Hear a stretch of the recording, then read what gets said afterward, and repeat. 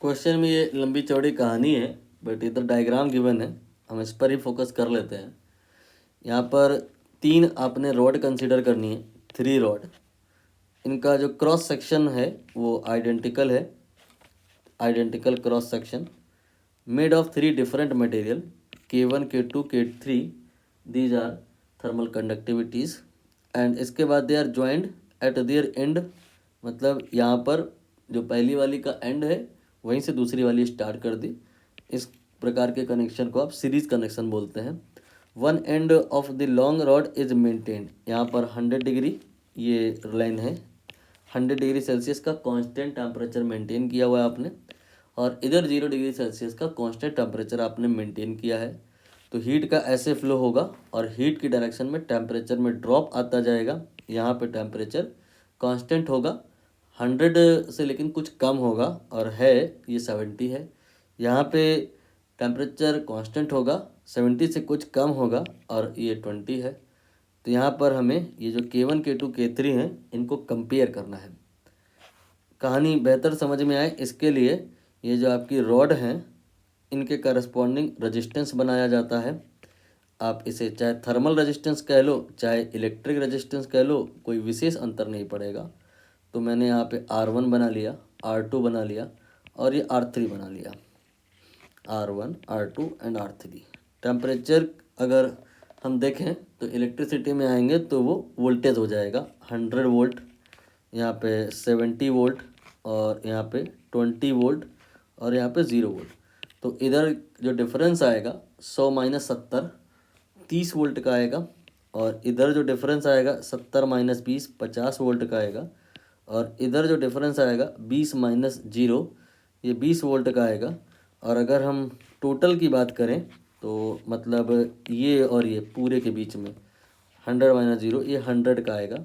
आप चाहो तो एक बार काउंटर वेरीफाई कर लो, 30 और 50 और 20 जोड़ लो, V1 + V2 + V3 ये V के बराबर होगा। सीरीज़ में आपको ये बताया भी गया होगा कि पोटेंशियल एडेबल होता है। तो यहाँ पर जो इनमें पोटेंशियल ड्रॉप आया है जोड़ दिया जाए तो टोटल पोटेंशियल ड्रॉप के बराबर हो जाएगा। ये सारी कहानी बहुत आसान सी है, आप अच्छे से समझते हो। और अब हम यहाँ पर I1 निकालेंगे। I1 का मतलब क्या है? Current in R1। कोई भी रेजिस्टेंस में आपने कभी भी करंट निकालना है, ओम्स लॉ अप्लाई हो सकता है, V/R। V यहाँ पे 30 है, R मैंने R1 ले लिया। ऐसे ही I2 निकालेंगे, ये आ जाएगा 50/R2, और I3 निकालेंगे, ये आ जाएगा 20/R3। लेकिन आप यहाँ पर समझ पा रहे होगे कि सीरीज़ में एक और प्रॉपर्टी होती है, वो तो समझ आया आपको कि जो आपका टोटल V होता है वो डिवाइड हो जाता है। अगली जो प्रॉपर्टी होती है सीरीज़ में कि सब में सेम करंट फ्लो होता है। तो ये जो करंट है आपकी ये सेम होंगी। यहाँ पे आप 30/R1 कह सकते हो कि भाई ये 50/R2 होगा, ये 20/R3 होगा। अब आपको यहाँ पर इस रेजिस्टेंस को और एक्सपैंड करना होगा। रेजिस्टेंस जो होता है वो L/KA होता है। क्या L और A सबके लिए सेम है? एक बार चेक कर लो। इन्होंने कहा है आइडेंटिकल। आइडेंटिकल का मतलब मटेरियल के पॉइंट से आइडेंटिकल नहीं, लेंथ और ए के पॉइंट से आइडेंटिकल है। तो R जो है वो 1/K हो जाएगा।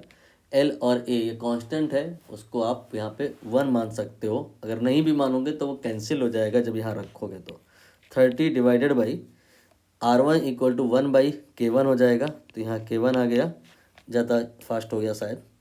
R1 की जगह 1/K1 एंड R2 की जगह 1/K2 एंड ये हो जाएगा 1/K3।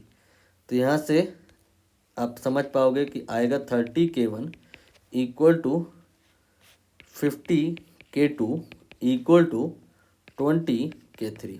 ये आपका आंसर है। इसके करस्पॉन्डिंग ऑप्शन कौन सा होगा? We have to check it out. यहाँ पर एक एक ऑप्शन आप टैली कराएं। पहला ऑप्शन जहाँ पे 2 पार्ट है, K1 और K3 का रेशियो और K2 और K3 का निकालना है, तो ये आपका कंसीडर किया जाएगा ओनली। तो K1 K2 का रेशियो आ जाएगा 30K1 = 50K2। तो K1/K2 यहाँ से 50/30, यानी कि अच्छा मुझे थोड़ा सा देखने में विज़न में प्रॉब्लम आ गया। K1 और K2 का रेशियो नहीं निकालना है, ये आपका K1 और K3 का रेशियो निकालना है, मतलब इसको और इसको आप कंसीडर करो, बीच वाले को अभी होल्ड पे डाल दो ऐसा। तो यहाँ से K1/K3 जो आएगा 20/30 आएगा, जो कि 2/3 के बराबर होगा। तो ये जो बात लिखी है ये तो सही है। आगे ये वाली बात भी चेक कर लो, जहाँ पे K2 और K3 का रेशियो निकालना है, इसको होल्ड कर दो, इसको इक्वेट करा दो। तो 50K2 जो है यहाँ से 20K3 के बराबर हो गया, तो K2/K3 ये 20/50 आएगा, यानी आप कह सकते हो कि ये 2/5 आएगा। यहाँ पे ऐसा ही लिखा है, तो ये दोनों ही अगर बातें करेक्ट हैं तो ये थारोवली ऑप्शन ही करेक्ट हो गया। और फिर बाकी चेक करने की ज़रूरत नहीं है, क्योंकि सिंगल चॉइस है, तीनों ही आप अगर चेक करोगे तो वो पाओगे क्या कि रॉन्ग है। ये ऑप्शन यहाँ पर करेक्ट होगा। Let me check out.